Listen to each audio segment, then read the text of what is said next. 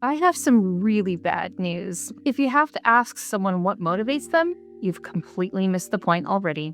Your people are showing up every day. They're showing you what actually matters to them. Spoiler alert, those are values, or at least what we call values in the coaching realm. Motivation is sometimes a mysterious thing, and it really kind of comes out in this way. I hear a lot of people ask about how to motivate their team.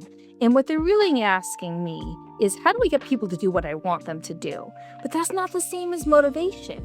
I think motivation is really more about your intrinsic values. What motivates one person is definitely not going to motivate another.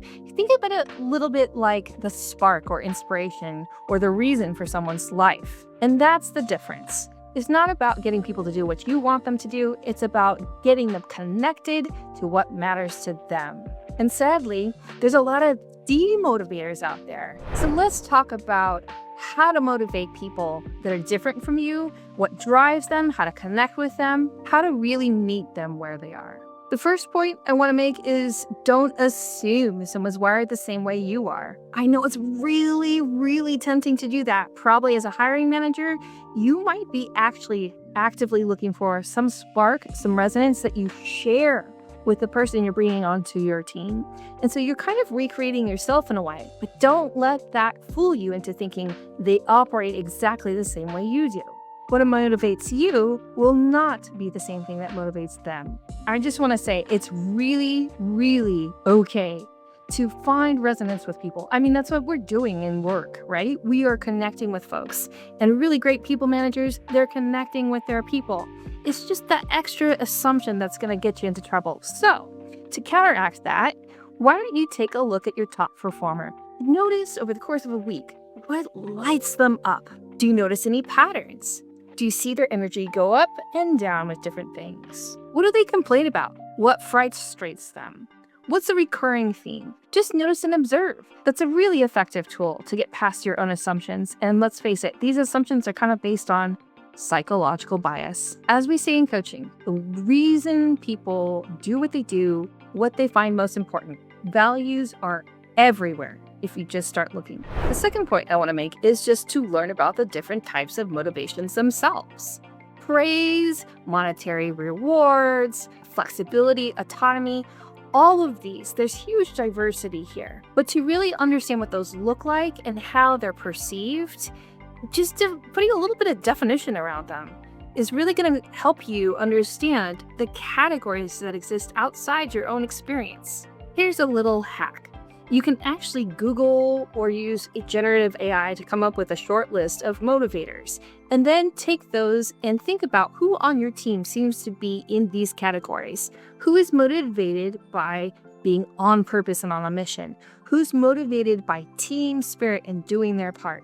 Who's motivated by absolute autonomy and independence? Who's motivated by praise? What's really hard is that sometimes one person's motivation is going to be demotivating to someone else. I hate to break it, it's kind of a bummer, but you gotta pay attention very, very carefully. And I would argue the people that you work with, your team, they deserve to be seen and understood on an individual level.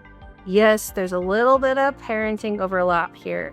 If you've got different kids or different pets, you know that each one of them likes to be treated special, but only in the way that they like.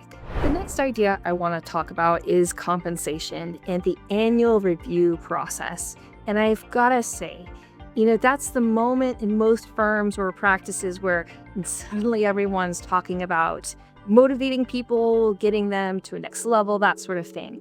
If you're relegating the entire conversation to once a year, and the only compensation and reward is defined by either financial rewards or a higher title, there are 364 days of the year that you're missing out on conversations that can unlock the potential for your team. I understand logistically, it's a lot easier to talk about compensation, benefits, and title when it comes to motivating people, and we've all been trained that way. Not disregarding it. I am also saying that if that's the only conversation you have and the only lens that you use to apply to your team as a whole, you are missing out. I'm going to add a bonus tip here. I will tell you that there was a compliment that someone paid me early on in my career. I don't remember how much of a raise or bonus I got that year. I remember that compliment so clearly. It was on something I had been working really hard to improve, and someone had seen me. Moments like those actually change careers. They keep people showing up, they help them feel valued down to their DNA and bones, and that's what creates loyalty in a team.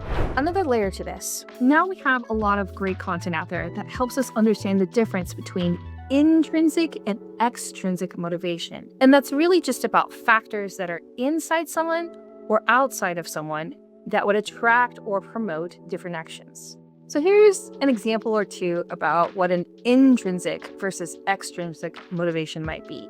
Someone might be really into putting perfect, high quality work out to the world. And that's just really what floats their boat.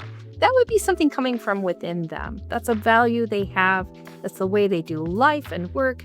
That's an intrinsic motivation. So if they have a chance to put forward high quality, well thought through work, they're going to feel pretty good. Extrinsic motivation. A lot of people are highly family focused. And if they're thinking about how a job or a project or even a promotion will either support or take away from their ability to be with and support their family, that's going to factor quite heavily into the way they perform. So let's not be too judgy about how good intrinsic versus extrinsic is. Let's just accept all of it as variation amongst the population. Sadly, I do see a lot of leaders kind of value some motivations higher than others, but that's kind of counterproductive to actually valuing people. So just, be careful with that. So motivation, what really moves you? It's definitely not a one-size-fits-all kind of thing, and that's the part that makes it hard.